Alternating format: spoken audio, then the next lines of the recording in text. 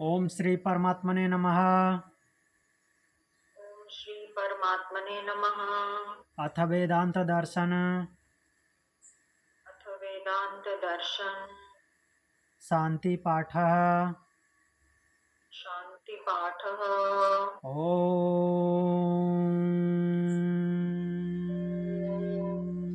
पूर्णमदा पूर्णमद पूर्णमिदं पूर्णमिदं पूर्णात् पूर्णमुदच्यते पूर्णात् पूर्णमुदच्यते पूर्णस्य पूर्णमादाय पूर्णस्य पूर्णमादाय पूर्णमेवावशिष्यते। पूर्णमेवावशिष्यते। ओम ओम शांति शांति शांति। Bow down your head, drop your both palm, apply an eyes, slowly and gently open your eyes. Om Shanti। तो हम कल पढ़ रहे थे वेदांत दर्शन तृतीय अध्याय द्वितीय पाद, और द्वितीय पाद को हमने पूर्ण कर लिया कल। 38 से 41 नंबर श्लोक देखे, जिसमें क्या देखा था हमने? फलदाता कौन, फल देने वाला कौन है। तो उसमें कई श्लोक देखे, उसमें जैमिनी ऋषि को भी उन्होंने एग्जाम्पल के रूप में लिया, और बाद में खुद ही जैमिनी ऋषि को कट कर दिए, क्योंकि जैमिनी ऋषि बोलते हैं कि जो कर्म है वही कर्म फलदाता है, और महर्षि बादरायण व्यास जी का कहना है कि नहीं, परमात्मा कर्म फलदाता है, और उसी को वो सिद्ध करते हैं। हाँ, आप एक और बात कल जो आपने बोली थी कि ऐसा सुनने में आता है कि वो पता नहीं महाभारत में लिखा है कि नहीं, कि भगवान ने अर्जुन को पहले बोला कि तुम रथ से उतरो, और बाद में वो उतरे। ठीक। तो परमात्मा हमारी सहायता बढ़ कर के करता है, तो यहाँ पे वो बात नहीं है। वो हाँ, हमको बहुत समय लगता है कि मेरे से तो ऐसा नहीं हो सकता था, किसी ने करवा दिया। हाँ, उसने शक्ति दी है, लेकिन आपने वैसे कर्म किए, आपको आभास नहीं हुआ कि मैंने उतनी योग्यता अर्जित की है, तो अचानक से वैसा हो भी जाता है। बट वो जो भगवान के बाद में रथ से उतारने की जो बात है, वहाँ पे वो अर्जुन को बोल रहे हैं कि तुम पहले उतरो, मैं बाद में उतरूंगा। तो ये वहाँ पे परमात्मा का रोल नहीं है। हाँ, बहुत सारे लोगों को तुरंत रिएक्शन होगा, नहीं वो तो परमात्मा है। वह ही परमात्मा नहीं है, ऐसा हमने उपनिषद के माध्यम से पढ़ा है। हाँ, वह भी परमात्मा है, लेकिन केवल वही परमात्मा नहीं है, क्योंकि वो शरीरधारी है। तो शरीरधारी जब है तो वो अगर कुछ एक्ट करता है, एज ए शरीरधारी मुख से बोल करके अपने शरीर का यूज करके कोई कर्तव्य कर रहा है, तो एज ए परमात्मा नहीं, एज ए जीवात्मा कर रहा है। वो अपने मित्र की सहायता कर रहा है एज ए जीवात्मा, क्योंकि उसके मित्र में वो शक्ति नहीं है जो नेगेटिव ऊर्जा को धारण कर सके। और उस शरीर में जिसको हम परमात्मा बोल रहे हैं, उसमें इतनी शक्ति है कि किसी भी नेगेटिव ऊर्जा को होल्ड कर सकती है। तो इसलिए एज ए जीवात्मा उन्होंने अर्जुन का सपोर्ट किया। तो उन सारे कर्म, क्योंकि अगर परमात्मा वैसा करेगा तो न्याय विरुद्ध होगा, न्याय विरुद्ध होगा ना।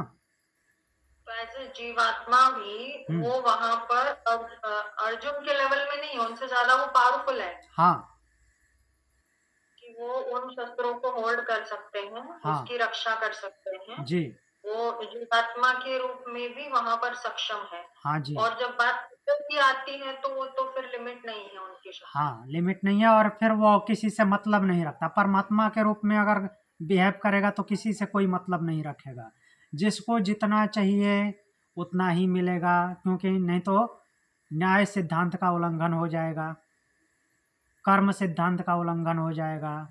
अगर वो एज ए जीवात्मा, लिसन, जीवात्मा के रूप में भी क्या वो करता है उल्लंघन सिद्धांतों का? हाँ, जब जब शरीरधारी है, जब शरीरधारी है तो वो शरीरधारी के रूप में जब कर्तव्य करेगा तो कई बार वो प्रपंच के माध्यम से करेगा, है ना। इसीलिए प्रपंच के माध्यम से किया, एज ए जीवात्मा किया, तभी तो गांधारी ने साप दिया, वरना परमात्मा कैसे है, परमात्मा को वो कैसे साप दे सकते, परमात्मा तो कुछ गलत कर ही नहीं सकता। और वो साप तो एक्सेप्ट भी किया है उन्होंने। तो वो जो कर्म है जिनका मीन्स नेगेटिव और पॉजिटिव प्रभाव पड़ता है, हाँ भले ही उसको हम परमात्मा मानते हैं, लेकिन वो जिस पे उनके जिन जिन कर्मों पे नेगेटिव और पॉजिटिव प्रभाव पड़ता है वो उसके कर्म जीवात्मा के रूप में है, न कि परमात्मा के रूप में। हाँ, उसके कर्तव्य उच्च क्वालिटी के हैं, उच्च कोटि के हैं, फिर भी वो कर्तव्य एज ए जीवात्मा है, नॉट परमात्मा। क्योंकि जो भी शरीरधारी है, शरीर धारण किया, जिसने भी शरीर धारण किया, स्थूल शरीर धारण किया, वो क्या काउंट होगा, जीवात्मा काउंट होगा। इतने उपनिषद हमने पढ़े, ब्रह्मसूत्र पढ़ा, इससे अब तक तो ये दिमाग में सेट हो गया ना कि परमात्मा तभी काउंट होगा जब वो लिमिटलेस होगा। जैसे ही शरीर धारण किया वो लिमिट में हो गया, एक फिगर उसका दिख रहा है, उसके माध्यम से वो काम कर रहा है। तो जैसे ही वो लिमिट में आया तो परमात्मा नहीं रहा। हाँ, परमात्मा की शक्ति उसके पास है, लेकिन वही परमात्मा है, उसके अलावा परमात्मा और नहीं है, ऐसा नहीं बोला जाएगा। परमात्मा ऑल परवेडिंग होगा, लिमिटलेस लेकिन होगा। हम ये नहीं बोल सकते कि सिर्फ वही परमात्मा है, हम्म, लेकिन इस सेंटेंस के वो क्लोज है कि वो भी है। हाँ वो भी है, क्योंकि जब वो ऐसी करेगा जो लिमिटलेस, मतलब वहां पर शो होगा उसका। हाँ जी, कुछ कुछ चीजें कुछ कुछ टाइम पर ऐसे बिहेवियर उसके आएंगे बाहर जो इस तरह से वो करेगा, लेकिन जैसे सिर्फ वही है ये कहना ठीक नहीं होगा। हाँ, जीवन मुक्त अवस्था और विदेह मुक्त अवस्था, मीन्स विदेह मुक्त तो शरीर से ही मुक्त हो जाएगा। जीवन मुक्त अवस्था जैसा जब बिहेव करेगा तो उसकी वो परमात्मिक एक्टिविटी होगी, जो कि तो जब जब वो विभूतियों का अपनी वर्णन करता है हाँ भगवत गीता में, हम्म तब वो क्या वो पर बोल रहा है, अपर में अपने दी बेस्ट परफॉर्मेंस का वर्णन कर रहा है क्या वो? हाँ जी, जब वो विभूति के बारे में बता रहा है, हाँ बोल रहा है पर ब्रह्म, लेकिन अपर में उसका जो एक्सीलेंस है वो हाँ बता वो रहा बता है। रहा है, वो पर ब्रह्म का अपर रूप में जो मीन्स सुपीरियरिटी है उसका वर्णन कर रहा है। ठीक है, तो जैसे ही बॉडी एक्वायर करता है वो, तो वो पर ब्रह्म नहीं रहा। हाँ, अपर ब्रह्म बोल सकते हैं, अगर जीवात्मा नहीं बोलने की इच्छा है तो अपर ब्रह्म बोल सकते हैं, लेकिन वो पर ब्रह्म नहीं कहलाएगा, क्योंकि पर ब्रह्म लिमिटलेस होगा, ये ध्यान रखना है। उसकी कोई लिमिट नहीं होगी, नॉट केवल एनर्जी और पावर, दिखने में भी लिमिट नहीं होगा, रूप का भी लिमिट नहीं होगा, वो ब्रह्मांड से भी बियॉन्ड है। तो मीन्स किसी भी मामले में किसी भी शब्द की उस पर लिमिट अप्लाई होगी ही नहीं। जब हम परमात्मा को मीन्स उसको परमात्मा मानेंगे तो सर शंकराचार्य निर्वाण अष्टकम में सभी हाँ बातों को रिजेक्ट करके जब लास्ट में वो बोलते हैं कि शिवो अहम, हाँ है ना, मैं मन नहीं, मैं बुद्धि नहीं, मैं पाप नहीं, मैं पुण्य हाँ नहीं, मैं ये नहीं वो नहीं, सबको रिजेक्ट करके हम्म जब वो बोलते हैं कि मैं शिवो हम हूँ, हम्म तो वो किस स्टेट की बात कर रहे हैं? शिवो हम कल्याण के स्टेट की मुक्त अवस्था, तो वो पर ब्रह्म के बारे में ही बता रहे हैं ना, कहीं ना हाँ कहीं। हाँ वो परम ब्रह्म की क्वालिटी है, तो इसीलिए तो उसका नाम है निर्वाण षटकम, मीन्स मुक्त अवस्था, जहाँ पे मीन्स किसी भी चीज का बाउंडेशन नहीं है, सब कुछ से फ्री। और जो पर ब्रह्म है और जीवात्मा, उसमें बेसिक अंतर क्या है? एक तो पहले वो सच्चित आनंद है, सत स्वरूप चित, जिसमें कि वृत्तियां नहीं होती, और आनंद है।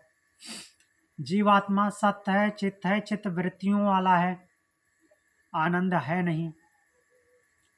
ये वो जो है ब्रह्म जो है आनंद स्वरूप है, जीवात्मा आनंद भूख है, इसको आनंद की भूख लगी है, उधर दौड़े हुए जाता है, मैं भी आनंद हो जाऊं। तो ये दो बेसिक अंतर है। तीसरी बात,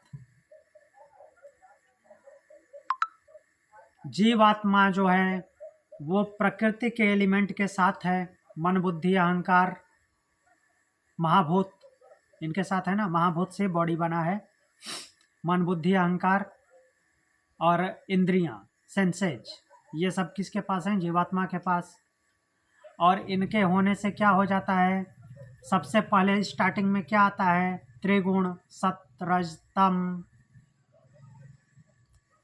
ये जीवात्मा या जैसे ही जीवात्मा कहलाया, तो जीवात्मा कहलाया तो क्या हो गया? प्रकृति के साथ आ गया।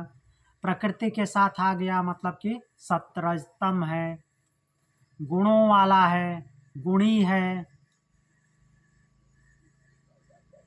ये जो है गुणों वाला है जीवात्मा। अपर ब्रह्म भी बोले तो क्या है? गुणों वाला है, सगुण है। और वो पर ब्रह्म क्या है? निर्गुण है। क्यों निर्गुण है? क्योंकि उसके पास गुण नहीं है। गुण किसका पार्ट है? प्रकृति का। सतरजतम तो प्रकृति के पास है ना, सतरजतम ब्रह्म के पास नहीं है, तो इसलिए वो निर्गुण है, क्योंकि उसके पास गुण है ही नहीं। जिसके पास गुण है वो गुणों वाला कहलाएगा। तो इसलिए भी वो यहाँ पे गुण जो है प्रकृति के पार्ट हैं, उसके पास कोई गुण नहीं है। अगर गुण होगा तो फिर वो प्रकृति हो जाएगा, वो ब्रह्म कहाँ है? क्योंकि गुण तो प्रकृति का है, उसका है नहीं, तो इसलिए वो निर्गुण है। और प्रकृति के पास गुण है, तो इससे मिल करके जो बनता है, इसमें जो चेतना उसकी प्रवेश होती है, अपर ब्रह्म रूप होता है या फिर जीवात्मा होता है, तो वो सगुण होता है, गुणों वाला होता है। और चूंकि उसके पास गुण नहीं है तो वो निर्गुण है, और उसके पास गुण हो भी नहीं सकता, क्योंकि गुण प्रकृति का पार्ट है, सत्रजतम। जैसे उसकी चेतना प्रवेश होती है, इनमें फंक्शन होता है। ये सतरजतम उसके पास है ही नहीं, कभी नहीं है, ना है ना थे ना होंगे, क्योंकि ये जैसे ही उसके पास होंगे वो गुणों वाला हो जाएगा, और गुणों वाला हो जाएगा तो परब्रह्म नहीं कहलाएगा, वो तो प्रकृति हो गया फिर, मीन चेतनवत प्रकृति। तो ये बेसिक डिफरेंस है। तो कॉन्सेप्ट समझ आया। जो भी शरीरधारी होगा भले ही हम उसको परमात्मा बोल देते हैं, लेकिन वो परमात्मा परब्रह्म वो वास्तव में है नहीं, क्योंकि वो उसके पास गुण है, सीधी सी बात है। शरीर धारण किया तो उसमें गुण आ गए, परब्रह्म में गुण नहीं हो सकते। सर कृष्ण को पूर्ण अवतार कहा जाता है, वो हाँ, किस हिसाब से?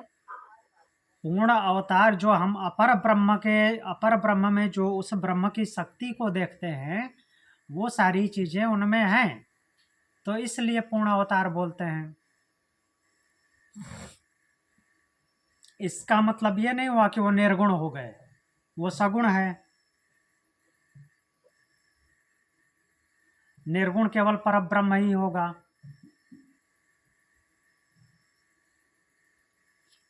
क्लियर?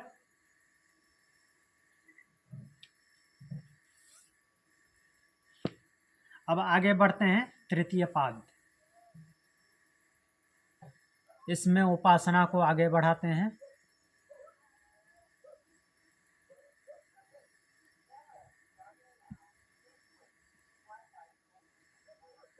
देखिए तीसरे पाद की भूमिका में क्या लिखा हुआ है। दूसरे पाद में जीव की स्वप्नावस्था एवं सुषुप्ति अवस्था वर्णन करके परब्रह्म परमेश्वर स्वरूप के विषय में यह निर्णय किया गया कि वह निर्गुण सगुण दोनों लक्षणों वाला है। ठीक। अब निर्गुण सगुण दोनों लक्षणों वाला बोला तो इसका मतलब क्या है? निर्गुण जो है वो परब्रह्म रूप है, उसका सगुण रूप जो है अपरब्रह्म रूप है। तत्पश्चात उस परब्रह्म परमेश्वर का अपनी शक्ति स्वरूप परा और अपरा प्रकृतियों से किस प्रकार अभेद है, ये भी हमने देखा। परा प्रकृति और अपरा प्रकृति, दो प्रकृतियों के बारे में जाना था। जो अष्टधा प्रकृति है वो अपरा है, और जिससे वो सब कुछ धारण करता है, अर्थात जहाँ पे मूल प्रकृति के साथ उसका संयोग होता है, वो है परा प्रकृति। अब प्रकृति वैसे तो अलग है, जड़ प्रकृति, लेकिन जब उस चेतना का योग होता है उस स्थिति को बोला जा रहा है, क्योंकि उस चेतना मीन्स उस पर ब्रह्म की चेतना से ही प्रकृति चलायमान है, जिसको कि हम अपर ब्रह्म बोलते हैं। तो इसलिए प्रकृति को उसकी प्रकृति बोला जाता है, और कुछ नहीं। तो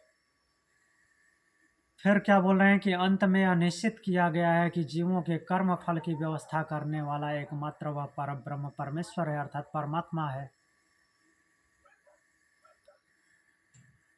तो भगवान भी भगवत गीता में वही बोल रहे हैं, वो मीन्स परमात्मा के ही बारे में बोल रहे हैं। परमात्मा मीन्स अपने आप को एज ए परमात्मा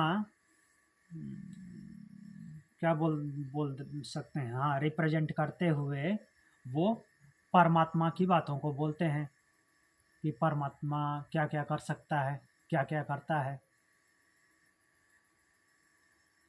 अब वेदांत वाक्यों में हाँ वो ये बात है कि वो सब कुछ प्रकृति के माध्यम से करता है, जो कि सगुण रूप है उसका। और जो एक्चुअल तीन पाद मुक्तावस्था है, या बोल सकते हैं एक अंश के अलावा जो उसका पूरा भाग है, वो निर्गुण है।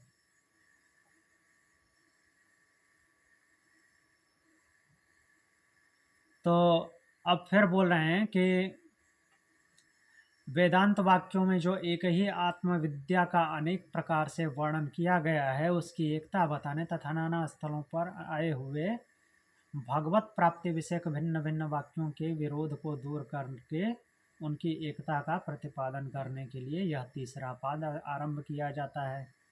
ठीक है, तब देखते हैं। एक और बात समझ लेनी है ये जो वेदांत दर्शन है बाकी दर्शनों की तुलना में इसको जो बादरायण व्यास जी ने लिखा है वो अलग तरीके से लिखा हुआ है। बाकी दर्शन तो व्यास जी नहीं लिखते, दूसरे दूसरे ऋषि हैं, बट दूसरे दर्शन इस तरह से नहीं लिखे गए हैं। दूसरे दर्शनों में उनका खुद का अपना सब्जेक्ट है, मीन्स उनके लिए बुक रेफर नहीं करनी पड़ती। इसके लिए हम क्या करते हैं, हर एक सूत्र में उपनिषदों को रेफर करते हैं। 11 उपनिषदों पे हमारा दिमाग दौड़ता रहता है।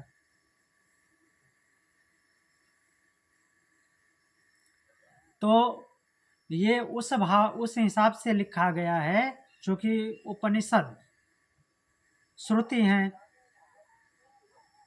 मंत्र दृष्टा ऋषियों ने उनको सुना है, तो उनमें क्या क्या कन्फ्यूजन हो सकता है लोगों को, तो वही कन्फ्यूजन को ढूंढ ढूंढ करके उन्होंने प्रश्न बनाया है और उसका उत्तर दिया है कि हमने कई बार ऐसा देखा भी है, लोगों के दिमाग में ये प्रश्न न उठे, तुम्हारे तो ग्रंथ में ऐसा लिखा है, ऐसा बोलते हो, फिर ऐसे कैसे है, तो उन सब का रिप्लाई दे रहे हैं। वेदांत दर्शन का अर्थात ब्रह्म सूत्र का मेन उद्देश्य यही है। उपनिषद में जहाँ पे भी कॉन्फ्लिक्ट है, जहाँ पे भी द्वंद्व है, उन द्वंद्वों को क्लैरिफाई करना, नहीं ये बात ऐसी नहीं ऐसे है, वो कोई गलत नहीं लिखी है, इसी को क्लियर करना ब्रह्म सूत्र का काम है। यहाँ पे कुछ बहुत नया नहीं बताया गया है। जो जो डाउट आ रहा है उपनिषदों में कि यहाँ पे तो इसी बात को ऐसे लिखा हुआ है, और भी अभी आएगा परमात्मा के बारे में, देखते हैं। सर्व वेदांत प्रत्ययम चोदनाद्य विशेषात, सर्व वेदांत प्रत्ययम चोदन आदि विशेषात, ऐसा सूत्र बोल रहा है। तो क्या है सर्व वेदांत प्रत्ययम, अर्थात सभी वेदांत, वेदांत किसे बोलेंगे, उपनिषद, तो सारे वेदांतों में जो लिखा गया है प्रत्यय, प्रत्यय मीन्स अलग अलग बातें, अलग अलग तरह की बातें जो लिखी गई हैं उनमें भिन्नता नहीं है, अभिन्न है। फिर बोल रहे हैं कि चोदन आदि विशेषात, चोदन मीन्स प्रेरणा, मोटिवेशन। तो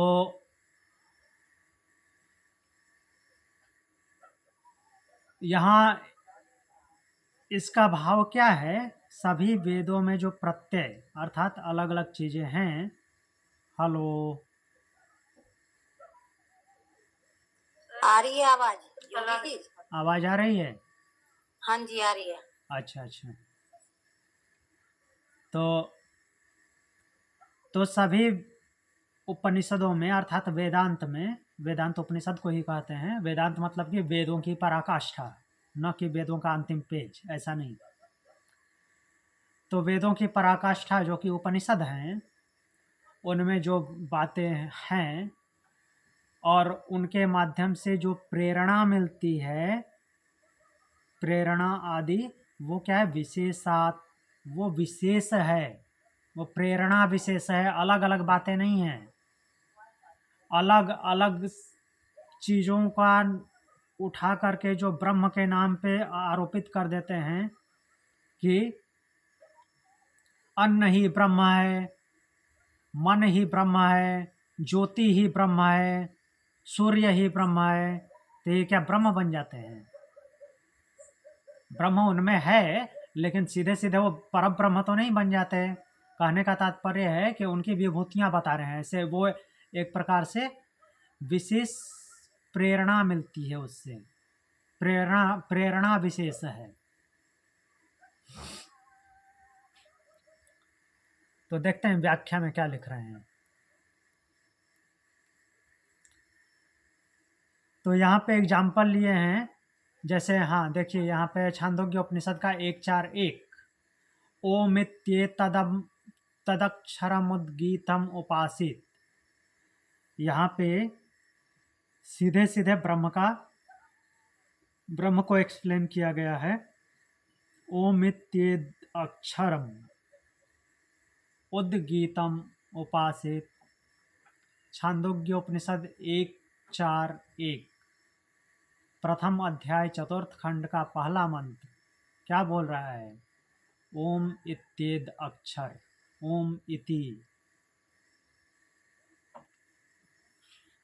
एतद जो कि अक्षर अर्थात क्षरण होने वाला नहीं है। ओम इति एतद, एतद मीन्स यह जो कि ओमकार है, क्षरण होने वाला नहीं है, अर्थात जैसा था वैसा है वैसा ही रहेगा। किसके बारे में बोला जा रहा है? ब्रह्म के बारे में। लेकिन यहाँ पे ब्रह्म का नाम नहीं लिया गया है, ओम शब्द आया है। ओम जो कि क्षरण नहीं होता। उद्गीतम उपासित, उद्गीत की उपासना करो या उद्गीत की उपासना करनी चाहिए। ये उद्गीत क्या है?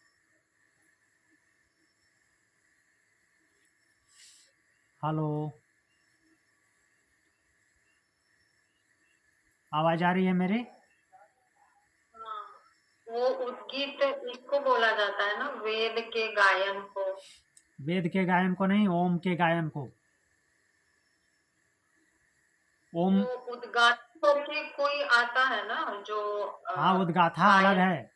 उद्गाथा हाँ, इसीलिए तो उसको उद्गाथा बोलते हैं, जिसकी वजह से उद्गीत बोलते हैं ओम को। ओम को ऋग्वेद में प्रणव बोलते हैं। और जब ओम को जोर जोर से बोला जाता है, अर्थात उच्चैः स्वराः गायन्ति, जब उच्च स्वर में गाया जाता है, लाउडली मीन्स लाउडली ओम चैंटिंग जब की जाती है, तो वो प्रणव से क्या बन जाता है? उद्गीत बन जाता है। नॉर्मल बोलेंगे तो ओमकार क्या है? प्रणव है। और जब उसको ऊंचे ऊंचे स्वर में गाएंगे, बोलेंगे, तो वो उद्गीत हो जाता है। अब उद्गीत का वर्णन कौन कौन से उपनिषदों में है?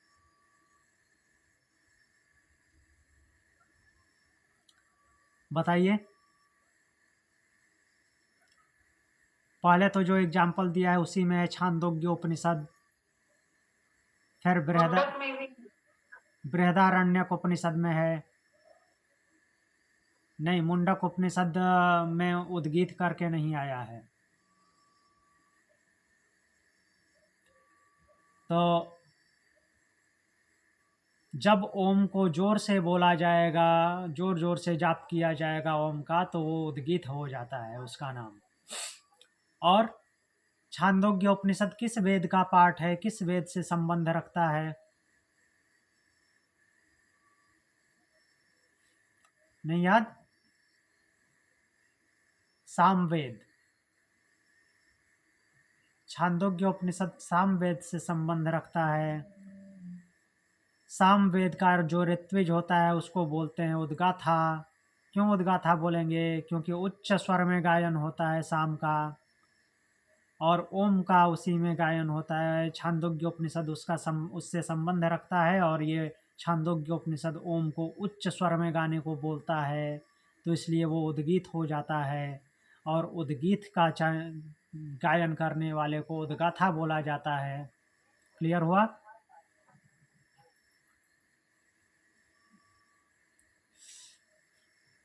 दिमाग में सेट हो जाना चाहिए इतनी बात। तो ओम जो यह अक्षर उद्गीत है, इसकी उपासना करें। छांदोग्य उपनिषद ऐसा निर्देशित कर रहा है। तो बोल रहे हैं कि वाक्यों से प्रतीकोपासना का वर्णन करके उसके द्वारा उस पर ब्रह्म को लक्ष्य कराया गया है। और कहीं सत्यम ज्ञानम अनंतम ब्रह्म तैतरीय उपनिषद 2:1, सत्यम ज्ञान अनंतम ब्रह्म, इसी का दूसरा रूप है सच्चिदानंद। तो तैतरीय उपनिषद 2:1 में आया है सत्यम ज्ञान अनंतम ब्रह्म। तो जो तैतरीय उपनिषद का द्वितीय वल्ली का प्रथम अनुवाक है, द्वितीय वल्ली का प्रथम अनुवाक ब्रह्मानंद वल्ली,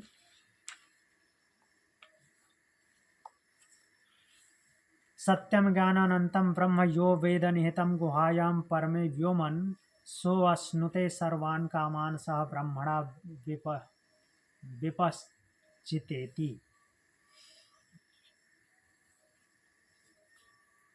तो शुरू में ही है सत्यम ज्ञानानंतम ब्रह्म, अर्थात वह ब्रह्म कैसा है? सत्य है, ज्ञान स्वरूप है, कहीं पे भी उसमें अज्ञान नहीं है। और कैसा है? अनंत है, अर्थात लिमिटलेस है।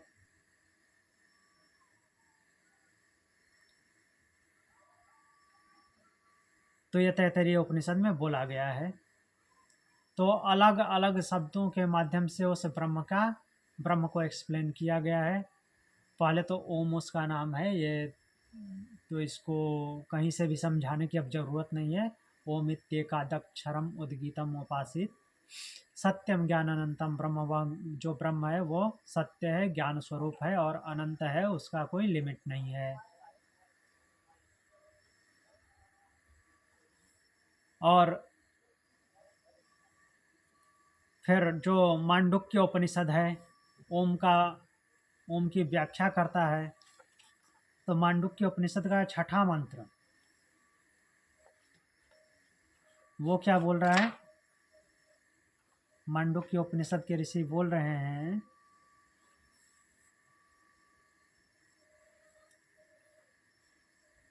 मुंडक मांडुक्य,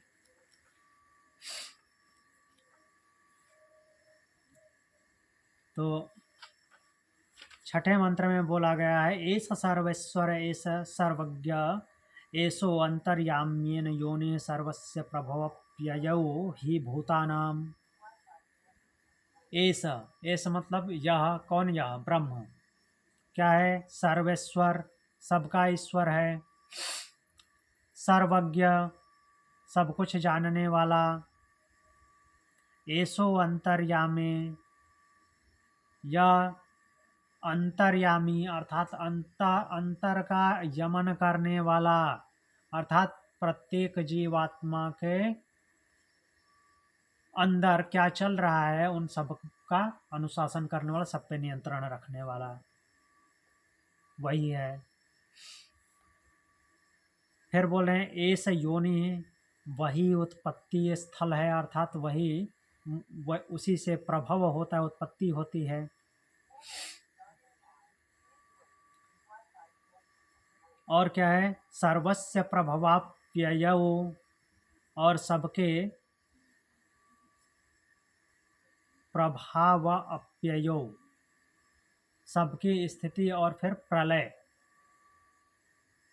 उत्पत्ति स्थिति और प्रलय का कारण भी वही है। ही भूतानाम अर्थात सभी प्राणियों का, जो भी पंचमहाभूतों से उत्पन्न हुए हैं। तो यहाँ पे कहीं भी ब्रह्म शब्द नहीं आया है, लेकिन सारी विशेषता किसकी है? ब्रह्म की।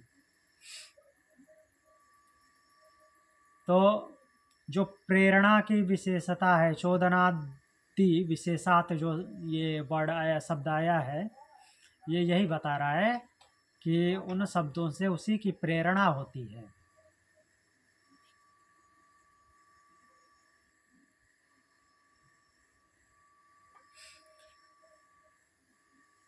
तो आगे लिखते हैं कि इस प्रकार विधिमुख से उसके कल्याण में दिव्य लक्षणों द्वारा उसके लक्ष्य कराया गया है तथा कहीं शब्द रहित, स्पर्श रहित, रूप रहित, रस रहित और गंध रहित तथा अविनाशी, नित्य, अनादि, अनंत, सर्वश्रेष्ठ कठोपनिषद 1:3-15 ऐसा बोला गया है। कठोपनिषद का पहले खंड के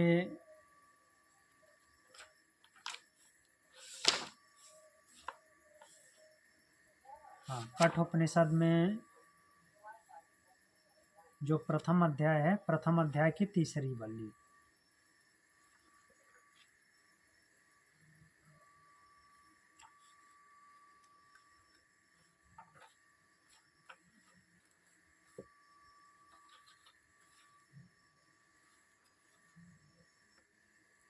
प्रथम अध्याय तीसरी वल्ली का 15वां श्लोक।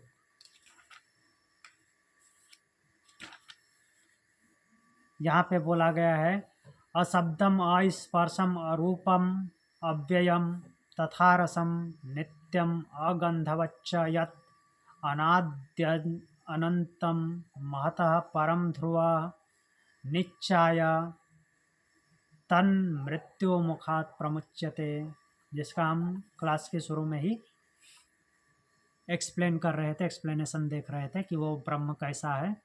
अशब्दम, शब्द से रहित, अस्पर्शम, स्पर्श से रहित, अरूपम, रूप से रहित,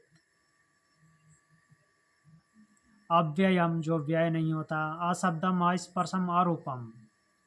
तो यहाँ पे इंद्रियों को रिजेक्ट कर दिया गया है, अर्थात इंद्रियों की पहुँच से बाहर है, अर्थात इंद्रियां है ही नहीं, इंद्रियों से काम नहीं लेता वो। ये सब किसके विषय हैं? इंद्रियों के। शब्द, स्पर्श, रूप तथा रसम, रस भी किसका है? इंद्रिय का विषय है, जीव का। नित्यम अगंधम, गंध नाक का विषय, तो गंध से रहित है, रस से रहित, शब्द, स्पर्श, रूप इन सब से रहित, और अव्यय है, जो कभी घटता बढ़ता नहीं है। अनाद्य अनंत, अनादि और अनंत है। यहाँ पे आदि शब्द नहीं आया, अनादि, जिसकी शुरुआत भी नहीं हुई है। आदि मतलब तो कभी, आदि मतलब उसे आदि बोलते हैं जो सबसे पहले हुआ है। यहाँ पे सबसे पहले कब हुआ है उसका भी पता नहीं है, इसलिए अनादि शब्द आया है, अर्थात शुरुआत भी नहीं होती जिसकी। महता परम ध्रुवम, वही सबसे विस्तृत है, महत है, परम सबसे ऊपर है, परे है, ध्रुवम स्थिर है, कहीं आता जाता नहीं है, हर जगह है, तो आएगा जाएगा कहाँ? आने जाने के लिए खाली जगह चाहिए, वो कहीं खाली है ही नहीं उसके अलावा। निश्चय,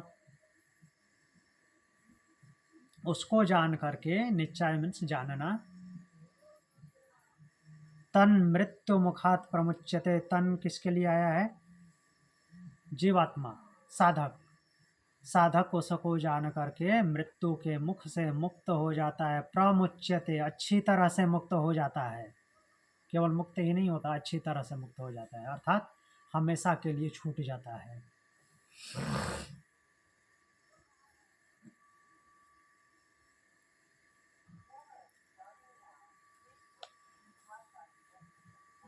तो इस तरह से परमेश्वर का वर्णन आया गया और उसका शब्दों की विशेषता बताई गई है, अर्थात शब्दों के विशेषता से उसी की प्रेरणा होती है। यह मंत्र यही बता रहा है, ये सूत्र, नाट मंत्र।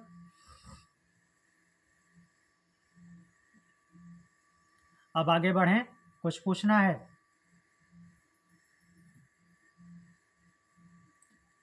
तो आगे देखते हैं। शैली में कुछ भेद होने, संबंध लिख रहे हैं कि वर्णन शैली में कुछ भेद होने पर, वर्णन शैली अर्थात ब्रह्म के वर्णन में भेद होने पर क्या होता है? विद्या में भेद नहीं मानना चाहिए, ऐसा व्यास जी बोल रहे हैं। वर्णन शैली में अगर ऐसा कहीं लगे कि नहीं ये कैसे ब्रह्म हो सकता है, तो वो जस्ट एग्जाम्पल के रूप में लिया गया है। इसका मतलब ये नहीं कि उसी को ब्रह्म बोल दिया गया है। ब्रह्म की जगह पे उस शब्द को ले लिया गया है, बस इतना ही है। ज्ञान में भेद नहीं होना चाहिए, अर्थात शब्द कोई भी लिया जाए, अगर वो विशेषता अर्थात प्रेरणा दे रहा है उस ब्रह्म की, तो वो ब्रह्म ही माना जाएगा, वो शब्द नहीं माना जाएगा। ये नहीं माना जाएगा कि सूर्य ब्रह्म हो गया, पर ब्रह्म, या फिर मन ही पर ब्रह्म हो गया, अन्न पर ब्रह्म हो गया, ऐसा नहीं। वहाँ पे वो अन्न किसकी विशेषता बता रहा है, वहाँ पे प्रेरणा किसकी दे रहा है, वो देखना है। अगर ब्रह्म के बारे में बात हो रही है अन्न के माध्यम से, तो अन्न पर ब्रह्म नहीं है, पर ब्रह्म के लिए अन्न शब्द आया है। तो इसके लिए सूत्र बोलते हैं भेदान्नेति चेन्नय कस्यामपि चेत न एकस्य एकस्यम अपि भेदात न इति। तो बोले यदि ऐसा कहो, यदि ऐसा मानो, जब जहाँ भी चेत आता है तो उसका अर्थ यही होता है, यदि ऐसा कहो या यदि ऐसा मानो, क्या भेदात, भेद है जो उसके बारे में बताया गया है ब्रह्म के बारे में, तो अलग अलग शब्द आते हैं, भेद है।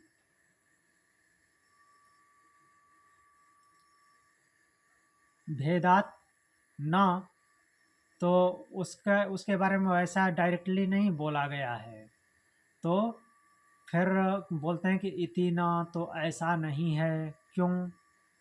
एकस्याम अपि,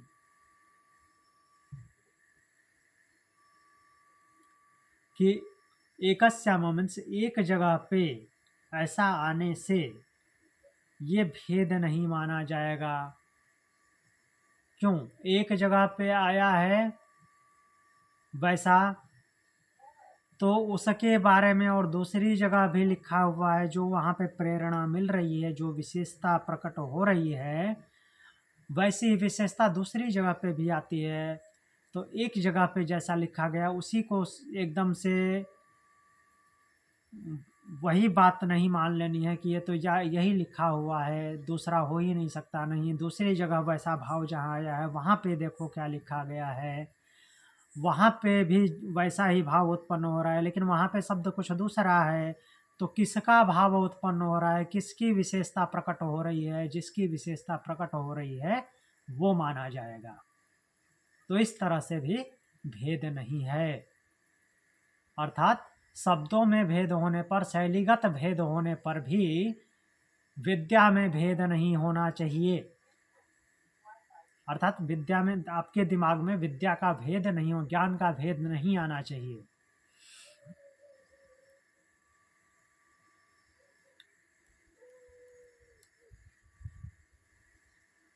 तो देखिए यहाँ पे लिख रहे हैं जगत के कारण को ब्रह्म कहा गया है और वही उपास्य होना चाहिए, क्योंकि उपनिषद में ऐसा ही बोला जाता है, उपासना किसकी करनी है? ब्रह्म की।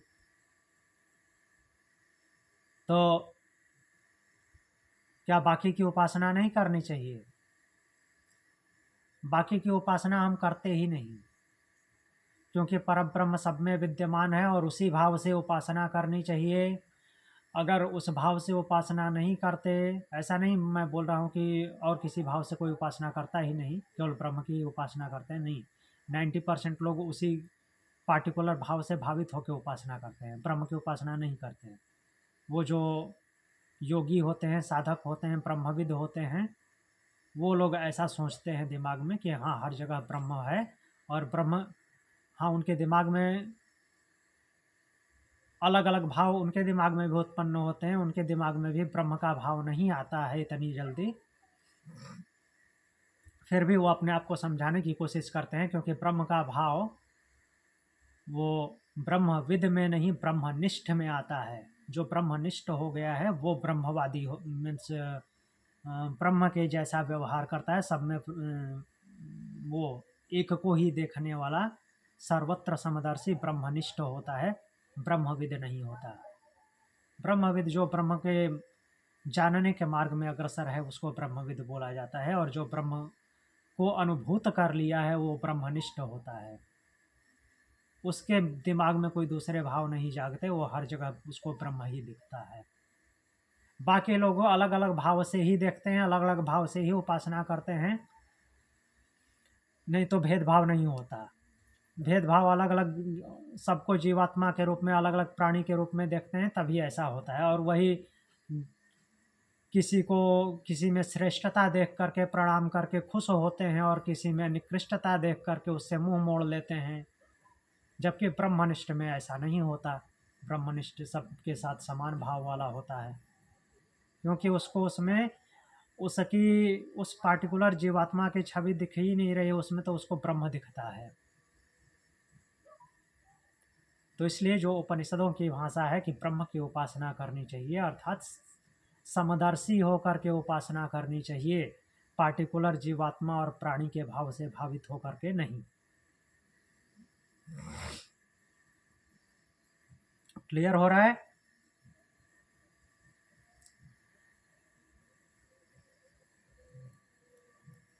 तो लेकिन उतना उसकी समझ होती भी नहीं है ना, और वो समझ होना इतना इजी भी नहीं होता। हाँ, इजी नहीं है, बट वैसा भाव डेवलप करना है अपने अंदर।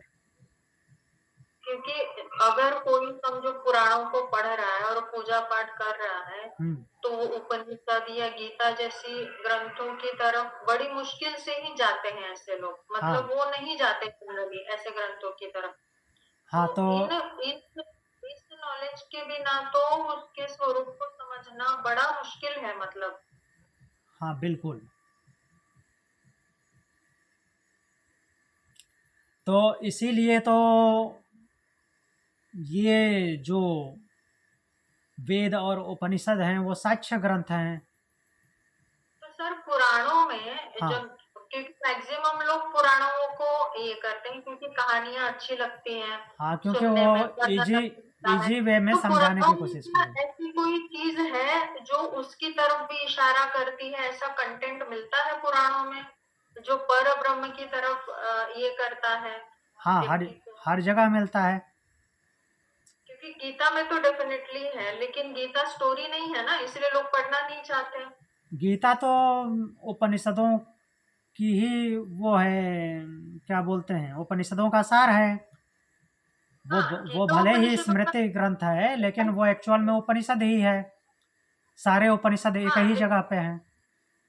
हाँ बिल्कुल, लेकिन वो स्टोरी फॉर्म में नहीं है ना, वो स्टोरी हाँ, की नहीं तरह है। नहीं है, इसलिए लोग ज्यादा, क्योंकि मैंने जब खुद ने उसको पढ़ना चाहा तो मैं नहीं पढ़ पा रही थी उसको, क्योंकि वो समझ नहीं आता था। हाँ, समझ ये, नहीं आ रहा था क्योंकि कहानी सुनते सुनते आदत पड़ गई है। हाँ, तो फिर पुराणों में ऐसा, मतलब कि कहानी सुनते सुनते फिर लोग परब्रह्म के बारे में सोचने लगे, ऐसा कंटेंट मिलता है वहां पे? हाँ, वहाँ पे बहुत सारा है। कम से कम जितना भी वो कहानी फॉर्म में लिखा गया उसमें से 25% ब्रह्म की ही बात की गई है। लेकिन हमारा दिमाग जो है उन कहानियों में इतना इंटरेस्ट लेता है कि वो ब्रह्म की बात घुसती नहीं है। अच्छा, हम ओके। हाँ, जैसे रामचरितमानस को ही उठाते हैं, किसका वर्णन है?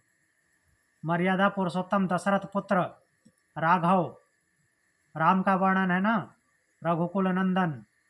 ये सारी विशेषताएं किसी पार्टिकुलर शरीरधारी की, एक राजा की, एक जगह जो है अवधेश, अवध क्षेत्र का जो अधिपति है उसकी है, लेकिन उसको ही माध्यम बना करके ब्रह्म को एक्सप्लेन किया गया है बहुत सारी जगह पे। और उसमें जो शिव जी के बारे में लिखते हैं, तो शिव जी के बारे में भी लिखते हैं, तो शिव जी को भी हम शरीरधारी मानते हैं, जटा वाला, सांप लपेटे हुए गले में। लेकिन केवल उस शरीर की बात नहीं होती, उसके माध्यम से पर ब्रह्म की बात होती है, जो तुलसीदास जी ही लिखे हैं, शिव स्तुति की हैं। नमामि समीशान निर्माण रूपम विभम व्यापकम ब्रह्म वेद स्वरूपम। इन दोनों लाइन जो मैंने अभी बोली, इसमें कहाँ पे वो जटा, सांप, चंद्रमा ऐसे फेस वाला कुछ दिखा?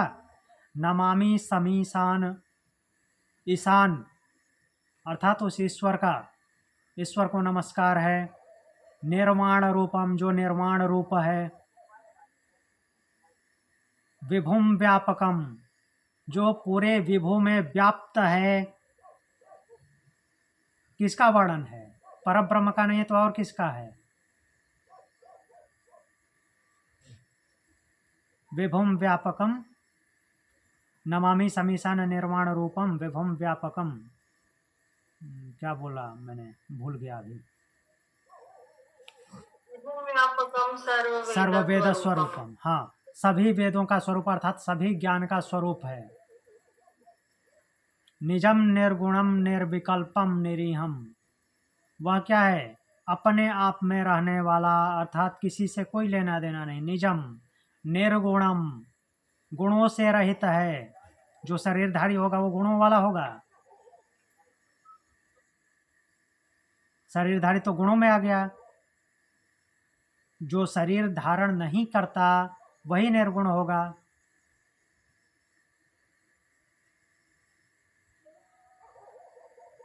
तो निजम निर्गुणम निर्विकल्पम निरीहम, निर्विकल्प, कोई विकल्प नहीं है उसका, मीन्स दूसरा और कोई है ही नहीं।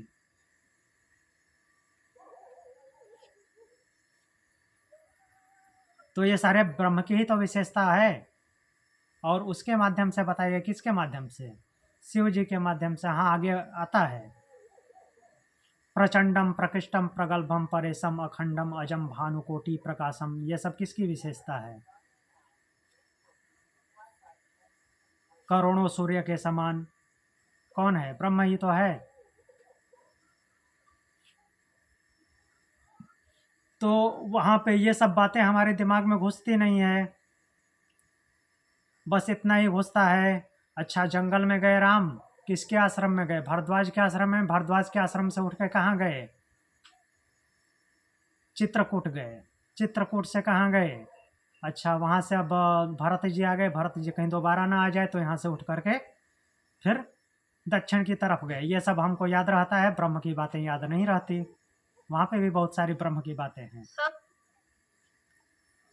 हम जैसे कि हम ढूंढते भी उसको है ना जिसका हमको कुछ तो पता हो।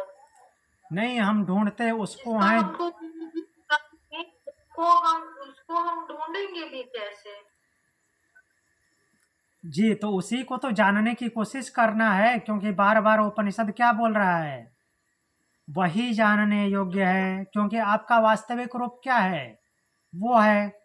नहीं, उपनिषद कह रहा है, ये तो तब की बात है जब मैं उपनिषद पढ़ूंगी। हाँ, अब पढ़ूंगी। जब मैं उपनिषद नहीं पढ़ रही हूँ, हाँ, मेरे माई सेल्फ को जब मैं 2-3 साल पीछे ले जाती हूँ, जब जी। मुझे भगवत गीता भी नहीं पूरी होती थी, तब जो मेरी मनस्थिति थी, तो मेरे दिमाग में भगवान है, परमात्मा शब्द है, भगवान है शब्द है, लेकिन वो कहीं ना कहीं एक फिजिकल फॉर्म है जो हमको बताया गया है। जी। या तो राम भगवान है, कृष्ण भगवान है, या शंकर भगवान है, हाँ या जी। निराकार भी कोई फॉर्म है, तो एग्जैक्टली कुछ पता नहीं है। लेकिन पर ब्रह्म जिस तरीके की उपनिषद उसकी बात करता है, उसकी क्वालिटीज क्या है, फिर गीता में जिस तरह से उसका एक्सप्लेनेशन आता है, ऐसा वाला तो कहीं कुछ मतलब जैसे कि मुझे पता ही नहीं। फिर जब सोचने लगती हूँ मैं, जब वो आत्मा की बात करते हैं, फिर वो ले जाके उसको पर ब्रह्म से जब कनेक्ट करते हैं, फिर उसकी जो बातें हैं, तब लगता है कि ये तो एकदम अलग ही कुछ था। मतलब हमारा दिमाग जैसे बॉक्स में ही वो काम कर रहा है। हाँ, अलग। ये बाहर सोचने का पता ही नहीं है कि ऐसा भी कोई स्वरूप है भगवान जिसको कहा जाता है। हाँ जी, वो पढ़ने के बाद समझ आता है कि ये तो पता नहीं कौन से लेवल की दुनिया है। और हाँ, क्योंकि ये गीता में ही ये रहा था कि मेरा दिमाग तो कभी इन चीजों को समझ ही नहीं पाएगा, क्योंकि इन बातों से बहुत छोटा है वो हमारा। जो मुझे लगता था ऐसा कि मेरा दिमाग बहुत छोटा है और ये बातें बहुत बड़ी हो रही है, मेरी बुद्धि के बाहर की बातें हैं ये, तो ये पता नहीं शायद कभी समझ ही नहीं आएंगी। तो ये तो फिर भी समझो, मैंने गीता पढ़ना शुरू किया तब मुझे एटलीस्ट ऐसा लगने लगा कि ये तो कभी मेरी समझ में भी आएगा पड़ेगा कि नहीं पता नहीं, ठीक है, फिर प्रैक्टिस से वो समझ आने लगा, वो और दूसरी बात है। लेकिन अगर सिर्फ मैं स्टोरीज पढ़ रही हूँ, सिर्फ मैं स्टोरीज सुन रही हूँ, मैं सिर्फ पुराण पढ़ रही हूँ, तब तो बिल्कुल भी मैं उस चीज पर ध्यान ही नहीं दूंगी, क्योंकि वहां तो साकार ब्रह्म की इतनी प्रैक्टिस कराई जाती है ब्रेन को हाँ, कि कि भाई उसमें निराकार ब्रह्म लुप्त हो जाता है, निराकार ब्रह्म की सोच भी नहीं जाती। हाँ हाँ, हाँ। मतलब वो इतना दिमाग को ऐसे ये किया जाता है उसमें कि नहीं बस यही है इसका स्वरूप जो है और वही है वो, मतलब उसके बाहर हम सोचना भी नहीं चाहते शायद, क्योंकि हमको भगवान में हमारे जैसा ही चाहिए होता है। हाँ, पहले बात तो यह है कि अभी हम उसी को ढूंढते हैं जिसकी हमारे ऊपर लेयरिंग कोटिंग हो गई है, तो हम जैसा हैं वैसे उसी को ढूंढेंगे। जो जैसा होता है वो अपने हिसाब, अपने जैसे ही आदमी को ढूंढता है ना, बात करने के लिए या रहने के लिए, दूसरे को तो ढूंढता नहीं। उसको उससे अच्छा मिल जाए तो भी प्रॉब्लम होने लगती है, ज़्यादा बुरा मिल जाए तो भी प्रॉब्लम होने लगती है। अपनी कैटेगरी वाले को ढूंढता है, तो इसलिए हम वहाँ पे भी अपनी कैटेगरी वाले को ढूंढते हैं। अब वहाँ पे जैसे हम जब उपनिषद पढ़ लिए हैं, ब्रह्म सूत्र पढ़ लिए, भगवत गीता पढ़ लिए, तो हम अब पुराणों में भी जाएंगे तो हम वो स्टोरीज से ज़्यादा, कथाओं से ज़्यादा उस ब्रह्म को ढूंढेंगे। उसमें कहाँ पे ब्रह्म की बात आ रही है। ले हाँ, अभी हाँ ये सब पढ़ने के बाद अभी जो पुराणों में जाएंगे तो अब हमारा दिमाग वो ढूंढेगा जो, मतलब कि वो पर ब्रह्म वाला जो है ना, वो फिर अभी कहीं ना कहीं वो उसका चीजें ढूंढने लगेगा कि नहीं वो हो, वो हाँ, वो उसके कहाँ बारे पे में है। बात हो रही है, हाँ, वो कहाँ पे है इसमें, या ऐसा हाँ, लगेगा। इसकी जो बात हो रही है, इसको किस माध्यम से ब्रह्म से लिंक किया गया है। हम्म हम्म हम्म राम को किस माध्यम से ब्रह्म से लिंक किया गया है, कृष्ण को किस माध्यम से ब्रह्म से लिंक किया गया है, ये ढूंढेगा। जबकि पहले क्या था कि पहले तो दिमाग में यही नहीं घुसता था कि ये ब्रह्म कुछ लिखा होगा, इससे क्या लेना देना हमको, ऐसा ही था ना। हाँ, वो ब्रह्म शब्द ही हाँ, थोड़ा ब्रह्म शब्द ही पल्ले नहीं कॉम्प्लिकेटेड पड़ता लगता था, ये था। होता क्या है। हाँ, ये होता क्या है ऐसे हाँ, लगता था, और अभी और जब उसके बारे में पढ़ते हैं हम्म तब कोई भी फिजिकल स्ट्रक्चर से हम्म 100% सेटिस्फेक्शन नहीं मिलता। ऐसा लगता है हाँ राम भगवान है ठीक है, कृष्ण भी भगवान है वो भी ठीक है, लेकिन नहीं, और भी कुछ है, हम्म मतलब कुछ है हाँ, जो इसके, हम बोल नहीं सकते, हाँ, इनके लेकिन बियॉन्ड कुछ है भी कुछ और। है जिससे इनको शक्ति मिलती है। हाँ, हम्म मतलब और भी है कुछ, मतलब इतने में नहीं सिमट जाएगा कि चलो राम है चलो कृष्ण है, हम्म इतने में नहीं हो पाता है, हम्म क्योंकि जिस तरीके की उसकी क्वालिटीज उपनिषद बता रहा है तो फिर ऐसा लगता है कि नहीं वो कुछ अलग है फिर। जी।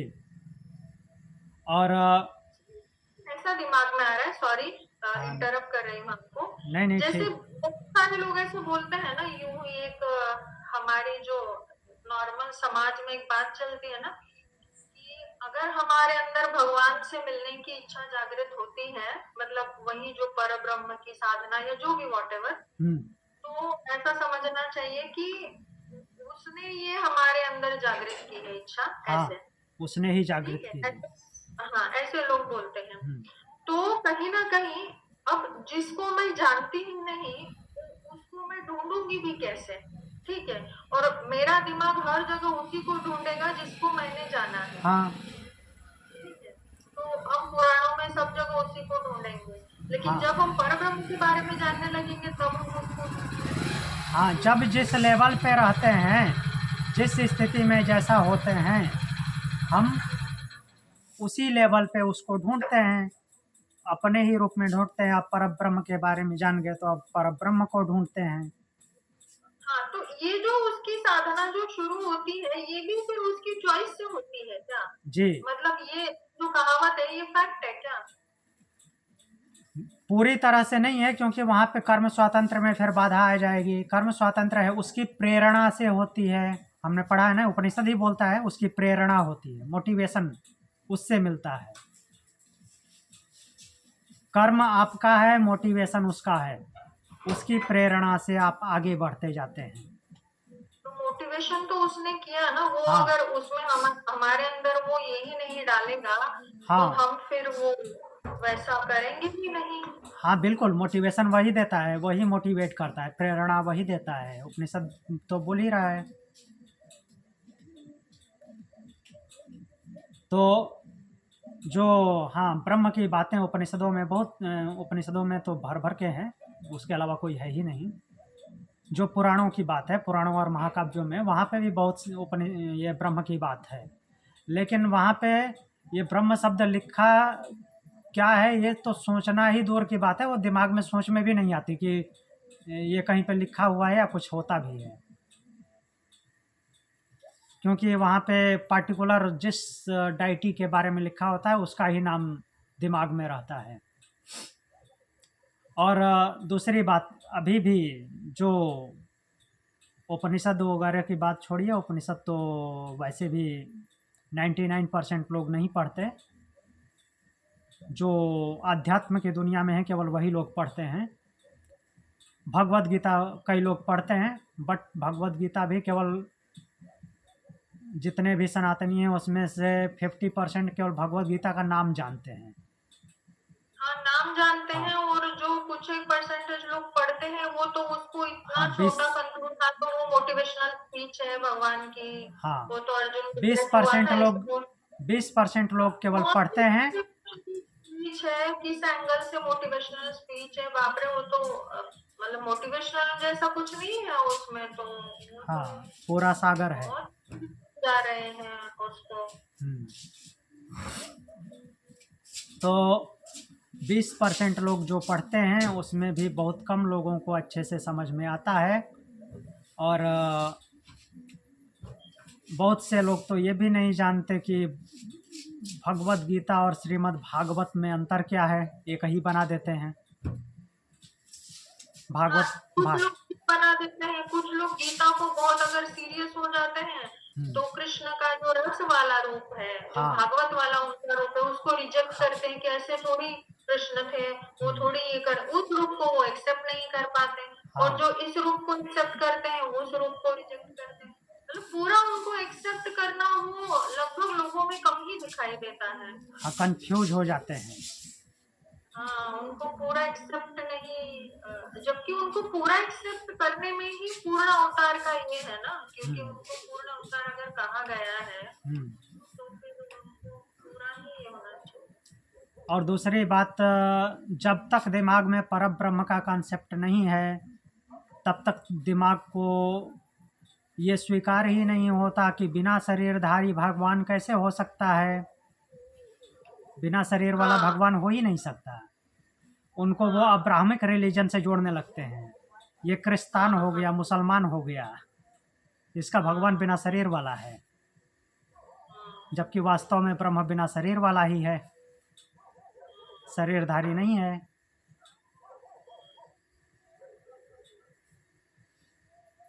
ठीक है, आज के लिए इतना ही। और कुछ?